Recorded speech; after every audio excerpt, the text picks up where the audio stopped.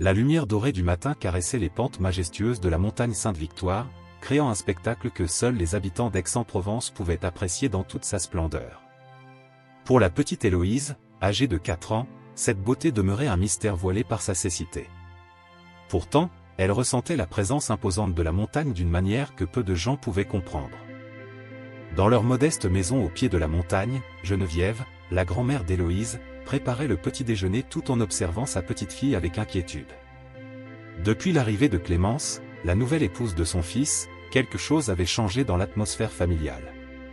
Les sourires semblaient forcés, les conversations plus tendues, et une ombre imperceptible planait sur leur foyer autrefois paisible. « Grand-mère » appela doucement Héloïse, ses petites mains tâtonnant sur la table en bois usé, « raconte-moi encore l'histoire de la montagne et de l'oiseau d'argent. » Geneviève s'approcha de sa petite fille, posant une main affectueuse sur ses cheveux bouclés. « Ma chérie, certaines histoires sont plus vraies que ce que les gens veulent croire. La montagne garde ses secrets depuis des siècles, et seuls ceux qui ont le cœur pur peuvent entendre ses murmures. » À cet instant, Clémence entra dans la cuisine, son parfum luxueux contrastant avec la simplicité de leur demeure. « Héloïse, ma chérie, aujourd'hui est un jour spécial. Nous allons faire une promenade jusqu'à la montagne, toi et moi. » Le visage d'Héloïse s'illumina, mais Geneviève sentit son cœur se serrer. Quelque chose dans la voix de Clémence sonnait faux, comme une fausse note dans une mélodie familière. « Clémence, la météo annonce de l'orage pour cet après-midi. Peut-être devrions-nous reporter cette sortie. » « Non-sens, » répondit Clémence avec un sourire qui n'atteignait pas ses yeux. « Nous serons rentrés bien avant. N'est-ce pas, ma petite Héloïse ?» Pendant que la fillette montait se préparer, aidée par Clémence, Geneviève sortit dans le jardin. La montagne semblait différente ce matin-là, plus sombre malgré le soleil éclatant. Les oiseaux, habituellement si bavards, restaient étrangement silencieux. Elle ferma les yeux, laissant ses doigts effleurer les herbes aromatiques qu'elle cultivait depuis des années. Chaque plante avait une histoire, un secret, une connexion avec cette terre ancestrale. Marcel, son mari, la rejoignit, posant une main rugueuse sur son épaule. « Tu sens aussi que quelque chose ne va pas, n'est-ce pas ?» murmura-t-il. Geneviève hocha la tête, incapable d'exprimer l'inquiétude grandissante qui lui nouait l'estomac. « La montagne nous a toujours protégés, Marcel. Elle veille sur les siens. Mais aujourd'hui, j'ai peur. » Dans sa chambre, Héloïse touchait le pendentif que sa grand-mère lui avait offert pour son 4e anniversaire. Une petite clé en argent, si ancienne que ses motifs s'étaient presque effacés. « C'est un héritage de notre famille, » lui avait dit Geneviève.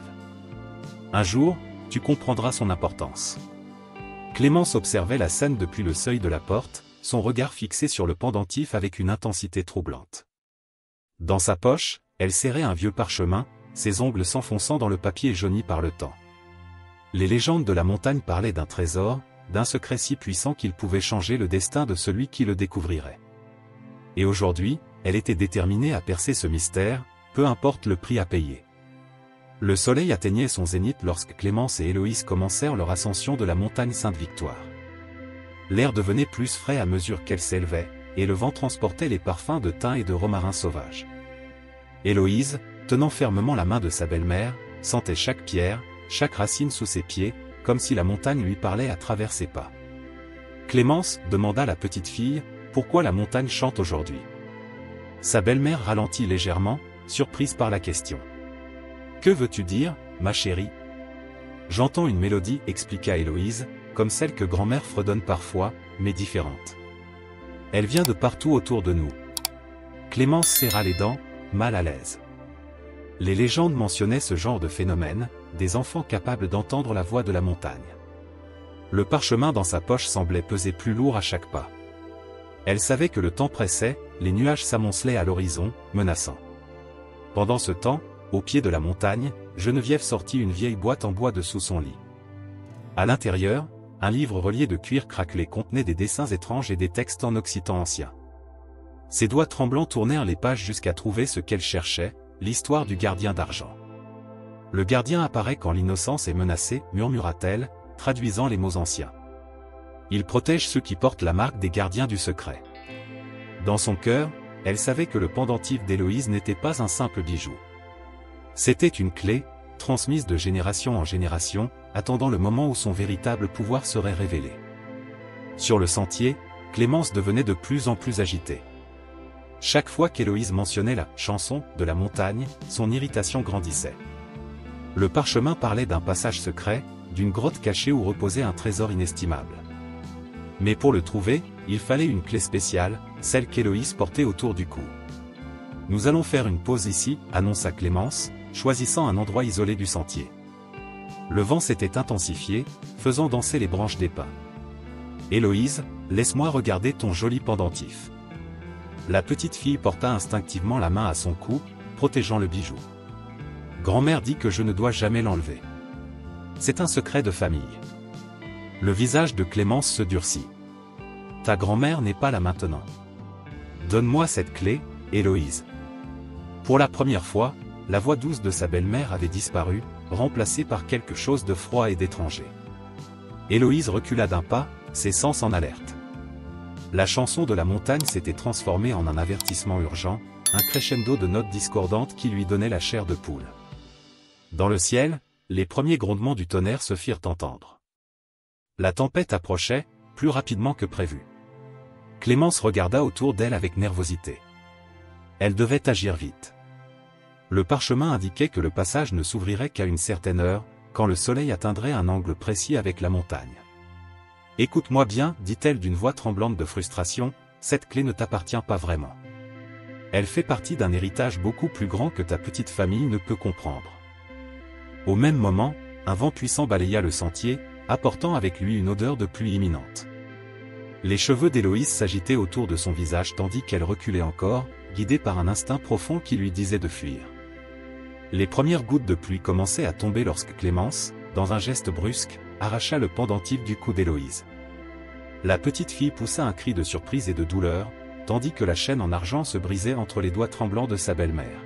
« Je suis désolée, murmura Clémence, mais sa voix trahissait plus d'excitation que de remords. « Un jour, tu comprendras que c'était nécessaire. » Héloïse, terrifiée, sentit le sol rocailleux sous ses mains alors qu'elle reculait. La chanson de la montagne s'était transformée en un hurlement silencieux qui résonnait dans tout son être. Le vent s'intensifiait, faisant claquer les branches des arbres comme des fouets invisibles. « Reste ici, ordonna Clémence.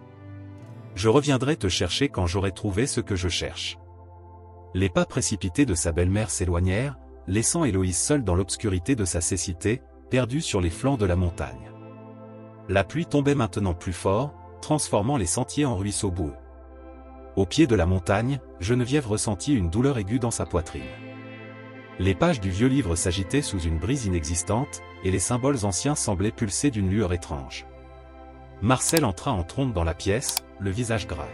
« Les nuages, dit-il, essoufflés. Ils forment des motifs que je n'ai jamais vus. La montagne nous appelle, Geneviève. » Sur les hauteurs, Héloïse s'était recroquevillée contre un rocher, tremblante de froid et de peur. Mais au milieu de sa détresse, quelque chose changea dans l'air autour d'elle. Un battement d'ailes, d'abord lointain, se rapprochait. Le son était différent de celui des oiseaux ordinaires, plus profond, plus puissant, presque métallique. Une présence majestueuse se posa près d'elle. Même sans voir, Héloïse sentit une chaleur réconfortante émaner de l'être qui venait d'apparaître. Une immense aile argentée se déploya au-dessus d'elle, la protégeant de la pluie glacée. « Le gardien, murmura-t-elle, reconnaissant instantanément la créature des histoires de sa grand-mère. L'oiseau mythique émit un son doux, presque musical, qui se mêla à la chanson de la montagne. Sous ses plumes d'argent, Héloïse sentit une force ancienne s'éveiller en elle. Ses doigts effleurèrent une plume tombée à ses pieds, elle était chaude au toucher et semblait vibrer d'une énergie mystérieuse. Pendant ce temps, Clémence progressait fébrilement sur un sentier escarpé, consultant frénétiquement le vieux parchemin. La clé brillait faiblement dans sa main, comme si elle protestait contre son vol. Les symboles sur le parchemin indiquaient un lieu précis, une faille dans la roche où convergeaient des lignes de force anciennes. Le tonnerre grondait maintenant sans interruption, et des éclairs illuminaient le ciel d'orage. Mais dans l'abri improvisé créé par l'aile du gardien, Héloïse découvrit une paix inattendue. Ses doigts continuaient de caresser la plume d'argent, et avec chaque contact, des images commençaient à se former dans son esprit, non pas des images visuelles, mais des impressions profondes, des souvenirs qui n'étaient pas les siens. Les visions qui traversaient l'esprit d'Héloïse devenaient plus claires, plus intense. À travers la plume du gardien, la montagne lui révélait son histoire. Des générations de femmes de sa famille avaient été les gardiennes d'un secret ancestral, une force qui maintenait l'équilibre entre le monde visible et invisible. Sous l'aile protectrice de l'oiseau d'argent, Héloïse comprit que sa cécité n'était pas une limitation, mais un don. Elle voyait le monde d'une manière que les yeux ne pouvaient percevoir, ressentant les énergies et les secrets que la montagne abritait depuis des millénaires. Geneviève et Marcel gravissaient maintenant la montagne, guidés par une force mystérieuse. Les pages du livre ancien avaient révélé une prophétie: quand l'innocence et la cupidité s'affronteront sur les hauteurs sacrées, le gardien choisira une nouvelle protectrice. La véritable vue naîtra de l'obscurité. La petite, murmura Geneviève, comprenant enfin. Elle a toujours été destinée à ce rôle. Pendant ce temps, Clémence atteignait une anfractuosité dans la roche, là où le parchemin indiquait l'entrée d'une grotte secrète. Ses mains tremblantes tentèrent d'insérer la clé dans une fente presque invisible, mais quelque chose n'allait pas. La clé refusait de tourner, comme si elle résistait à son contact. Un éclair déchira le ciel, illuminant la paroi rocheuse. Les symboles gravés dans la pierre, invisibles jusqu'alors, se mirent à briller d'une lueur bleutée. Clémence recula, effrayée par ce phénomène inexplicable. Le parchemin dans ses mains commença à se désagréger, comme si le temps le rattrapait soudainement. Le gardien déploya ses ailes majestueuses, créant un halo argenté autour d'Héloïse. La petite fille se leva, guidée par une certitude nouvelle. Ses doigts tenaient fermement la plume d'argent, qui pulsait maintenant au rythme de son cœur. La chanson de la montagne atteignit son apogée, une symphonie de sons et d'énergie qui résonnait dans chaque pierre. Grand-mère, appela Héloïse, sentant la présence de Geneviève avant même que celle-ci n'arrive sur le plateau. Je comprends maintenant. La clé n'a jamais été le pendentif. Marcel et Geneviève émergèrent du sentier brumeux, stupéfaits par le spectacle qui s'offrait à eux. Leur petite fille se tenait droite, baignée dans la lumière argentée du gardien, transformée par une sagesse ancestrale qui transparaissait sur son jeune visage. La tempête s'intensifiait, mais dans le cercle protecteur créé par le gardien, une paix surnaturelle régnait. Héloïse s'avança vers l'endroit où Clémence se tenait, paralysée par la peur et l'incompréhension. La véritable clé, dit Héloïse d'une voix claire qui semblait porter la sagesse des âges, n'est pas un objet qu'on peut voler ou posséder. C'est un don qui se transmet dans notre sang, grand-mère. C'est notre capacité à voir au-delà des apparences. Clémence, tremblante, regardait la scène avec des yeux écarquillés. Le pendentif dans sa main avait perdu tout éclat, devenant un simple morceau de métal. Mais le parchemin, les légendes parlaient d'un trésor inestimable. Le trésor existe, confirma Geneviève, s'approchant de sa petite fille. Mais il n'a jamais été question d'or ou de richesse matérielle. Le véritable trésor est la sagesse de la montagne, la connexion avec les forces qui maintiennent l'équilibre du monde. Le gardien déploya ses ailes, projetant des reflets argentés sur les parois rocheuses. Sous cette lumière, des symboles anciens apparurent, formant un motif complexe qui s'étendait sur toute la surface de la pierre. Héloïse tendit la main, touchant la roche avec la plume d'argent. Un son cristallin résonna dans l'air, et la montagne elle-même sembla vibrer. Les symboles s'illuminèrent un à un, révélant une histoire gravée dans la pierre depuis des millénaires. C'était l'histoire des gardiennes, des femmes qui, génération après génération, avaient protégé les secrets de la montagne. Chaque gardienne voit le monde différemment, expliqua Héloïse, traduisant instinctivement les symboles sous ses doigts. Certaines avec leurs yeux, d'autres avec leur cœur. Ma cécité n'était pas un hasard, mais un don qui me permettait de percevoir ce que les autres ne pouvaient pas voir. Marcel observait sa petite fille avec émerveillement, comprenant enfin pourquoi sa famille avait toujours été liée à cette montagne.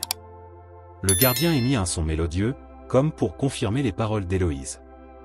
À mesure que la tempête s'apaisait, une transformation subtile s'opérait sur la montagne.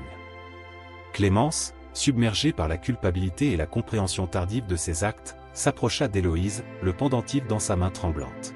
« Je suis désolée, murmura-t-elle, des larmes sincères coulant sur ses joues. J'ai été aveuglée par la cupidité, alors que la véritable voyante était devant moi tout ce temps. » Héloïse accepta le pendentif, mais au lieu de le remettre à son cou, elle le pressa contre la paroi rocheuse.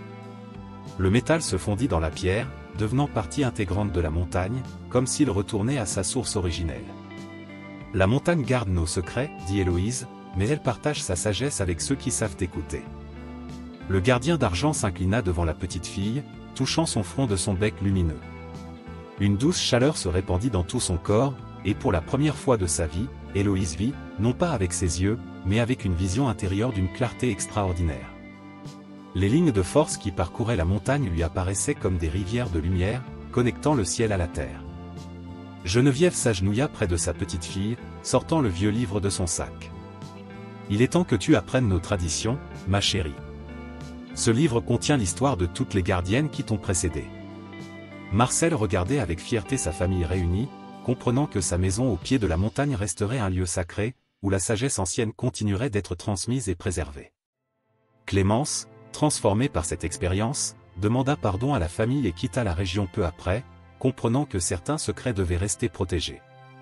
Les années passèrent, et Héloïse grandit en sagesse et en pouvoir. Sous la tutelle de sa grand-mère et la protection constante du gardien d'argent, elle apprit à maîtriser son don unique. La montagne Sainte-Victoire continua de veiller sur ses gardiens, maintenant l'équilibre entre les mondes visibles et invisibles. Fin de l'histoire, chers auditeurs. L'histoire d'Héloïse nous rappelle que la vraie richesse ne se trouve pas dans les trésors matériels, mais dans la sagesse transmise de génération en génération. Si cette aventure mystique vous a touché, nous vous invitons à rejoindre notre communauté de conteurs. Abonnez-vous à notre chaîne pour découvrir d'autres histoires enchantées, laissez un « j'aime » pour soutenir notre travail, et partagez vos propres expériences mystiques dans les commentaires. La magie de la montagne Sainte-Victoire n'attend que vous pour révéler ses secrets. À très bientôt pour de nouvelles aventures extraordinaires.